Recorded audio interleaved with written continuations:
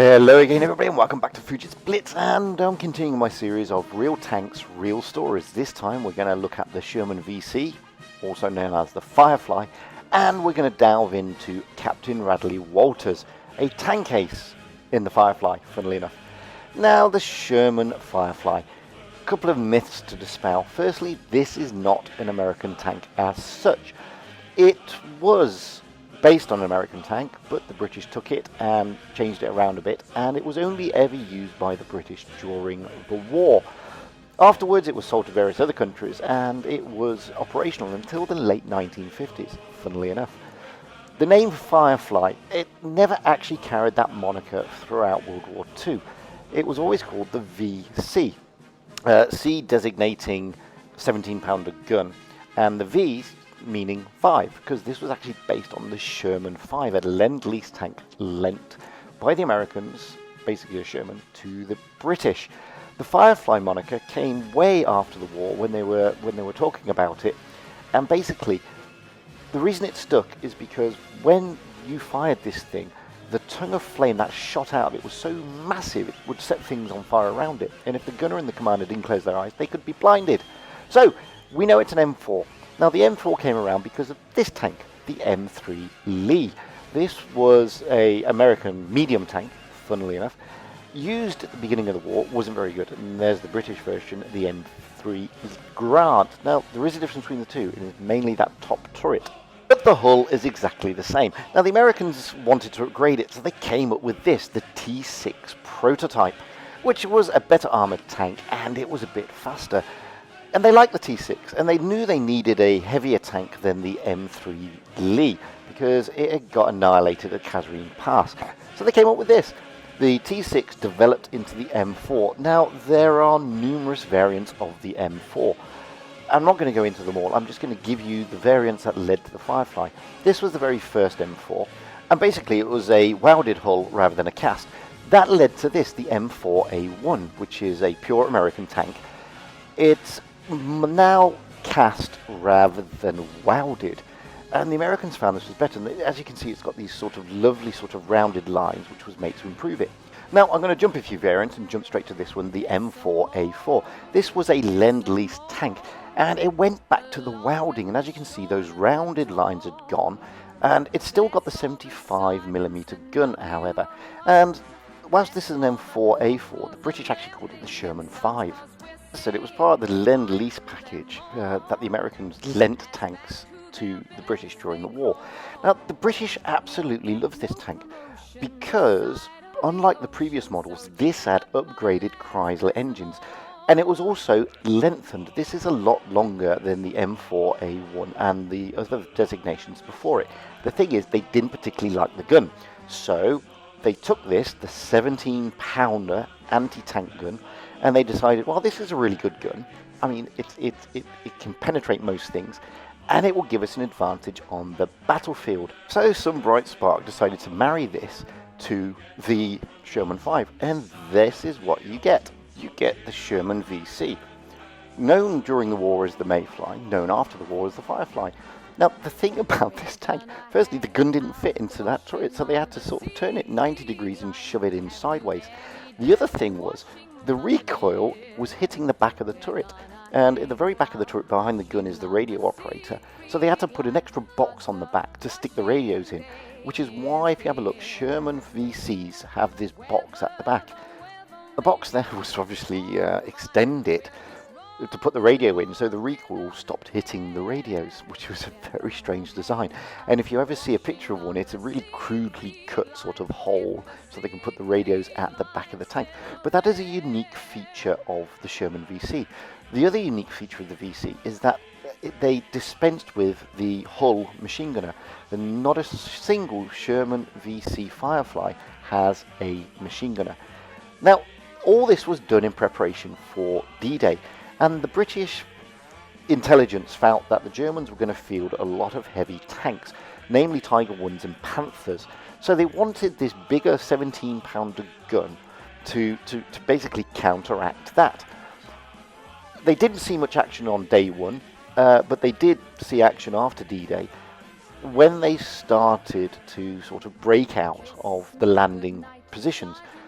And the British and the Canadian forces ended up going to a place called Villers Bocage, where unfortunately it was a battle of attrition, and the British forces and the Canadian forces, whilst they destroyed a lot of German tanks, they didn't really win the battle, and it was, it's quite controversial to this day. The Germans did field a number of Tiger Is and Panthers, and they realised very quickly that the Sherman Firefly, or the Sherman VC, was indeed a potent tank. I mean, this thing would easily penetrate and knock out a Tiger and a Panther with one shot, unlike your standard Shermans, of which you're seeing now. The standard Shermans still carried the 75mm gun, and they found that the armour on the Panthers and the Tigers were just too thick to pen, whereas the 17-pounder gun of the Sherman Firefly, wow, I mean, this would just slice through the Tiger and the Panther, so much so that the Germans absolutely feared the Firefly, and when they saw them, they would make it a priority to take those out first. However, the British and the Canadians were savvy to this, and they used to field both Sherman VCs and Sherman 5s at the same time with the lower 75mm gun.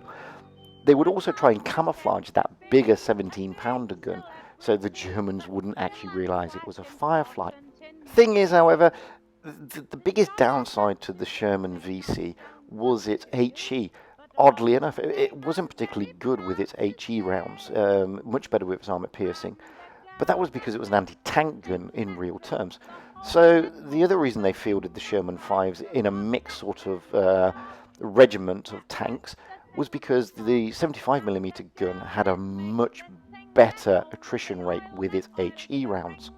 Nevertheless, the Germans did in fact fear the Sherman Firefly, and whilst this is a controversial comment, it is now sort of recognised by historians and military bods that the Sherman VC was by far the best Allied tank at that particular time. And, well, until it was replaced, of course, and newer additions came into the mix. But the thing about it was the only Allied tank during Normandy and the initial breakout, and a bit further until the upgrades, that would actually be able to counteract against the big German heavies, the Tigers and the Panthers. And this was seen to great effect at the Battle of the Falaise Gap, or the Falaise Pocket. Now, this battle happened in August 1944, and it was a concerted effort where, by now, the Allies had taken the city of Caen, and they were now going to break out of Normandy completely. Now, the German forces at this stage were in disarray, and there was a pocket around Falaise, and the British and Canadians were going to squeeze that pocket, which consisted of the 501st SS Heavy Tank Battalion, which was comprised of the 1st SS Division Leibstandarte and the 12th SS, and contained some notable Panzer aces like Kurt Meyer and Michael Wittmann, the latter of which had shown his worth during the Battle of Villers Bocage in his Tiger I. However, he was knocked out during the Falaise Pocket by a Firefly doing exactly what it was designed to do. Eventually some of the Germans escaped, but they had huge losses, and it seemed that the Falaise Pocket was a decisive victory for the Allied forces. Now, the Firefly itself ceased production in 1945, and the British didn't field it anymore after 45, but they did sell it, and they sold it to the Dutch, and they sold it to the Lebanese. And certain armies, like the Dutch, continued to use the Firefly up until the sort of mid-1950s, when eventually it was phased out as being obsolete against the bigger tanks.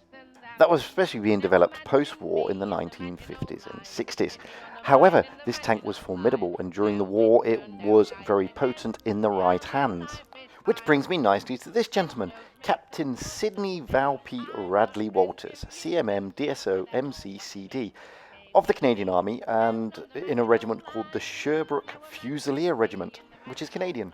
Now, Capt.Sydney Radley-Walters commanded a Sherman Firefly, funnily enough, and he landed in Normandy on D-Day, and on D-Day +1 he encountered his first tank battle, where his unit came upon the 12th SS Panzer Division Hitlerjugend and he managed to take out a Panzer IV.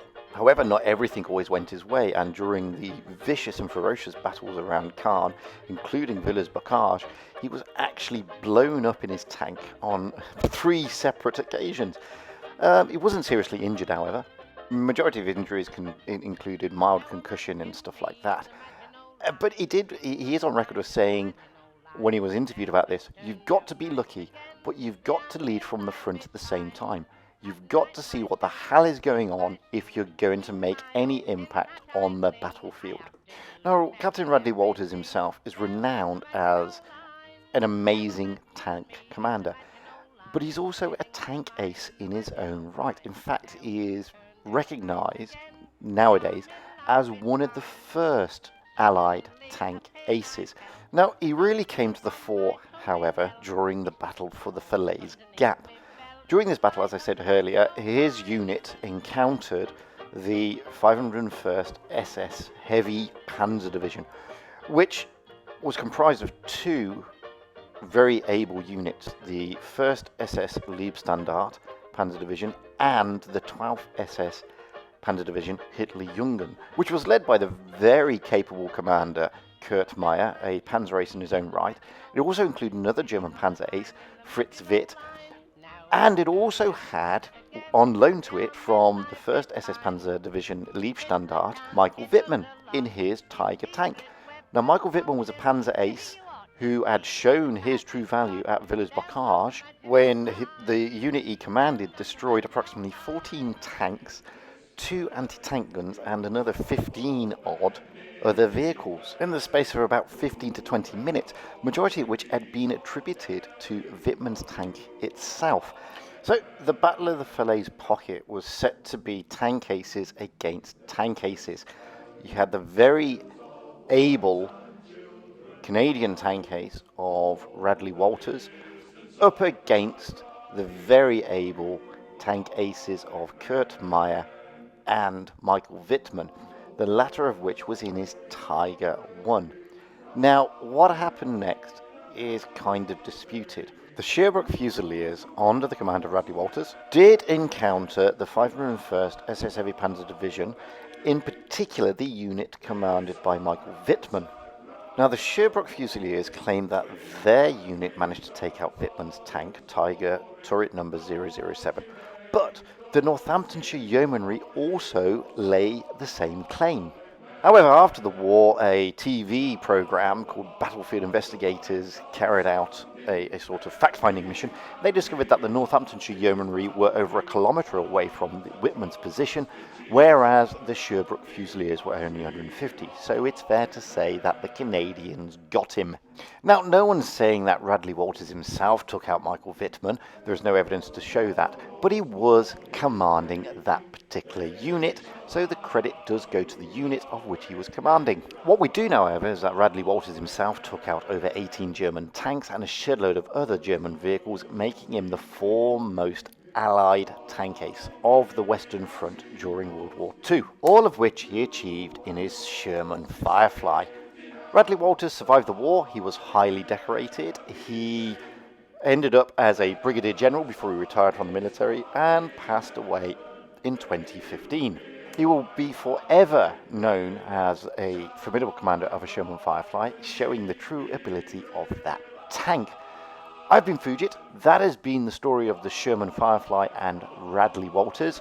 I hope you enjoyed it. By all means, subscribe, comment, and do all the other stuff. And until the next time, stay safe, guys.